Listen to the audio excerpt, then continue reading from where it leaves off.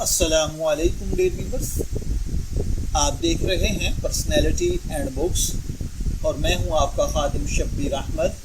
अगर आपको horror, suspense, पुरअसरार वाक़यात और खौफनाक कहानियां पढ़ने का शौक़ है तो आज की वीडियो आपके लिए ख़ास है।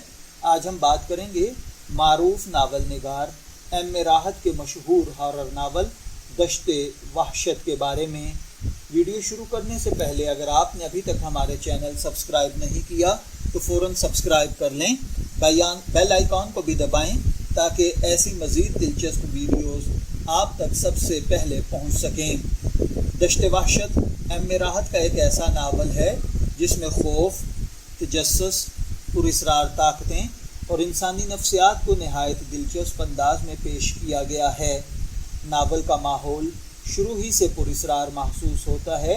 वीरान इलाके, खामोश रातें, अजीब आवाज़ें और ऐसे वाक़यात जिनकी कोई मंतकी वजाहत आसानी से नहीं मिलती पढ़ने वाले को शुरू से आखिर तक अपनी गिरफ्त में रखते हैं। इस नावल की सबसे बड़ी खूबी इसका सस्पेंस है।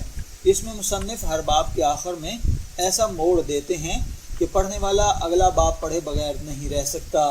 कहानी आहिस्ता आहिस्ता आगे बढ़ती है लेकिन हर नए वाक़े के साथ खौफ और सस्पेंस में इजाफा होता है।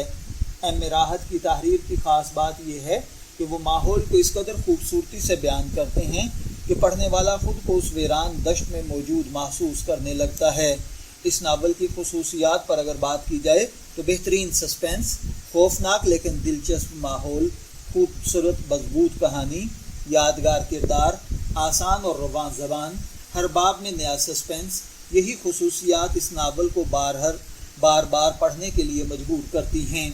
अगर आप हॉरर नावल पढ़ने के शौकीन हैं तो यकीनन ये नावल आपको पसंद आएगा।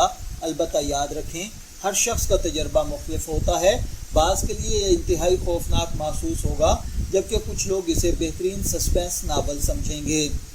एम राहत उर्दू अदब के उन नावल निगारों में शुमार होते हैं जिन्होंने हॉरर और सस्पेंस को अवाम में बेहद मकबूल बनाया।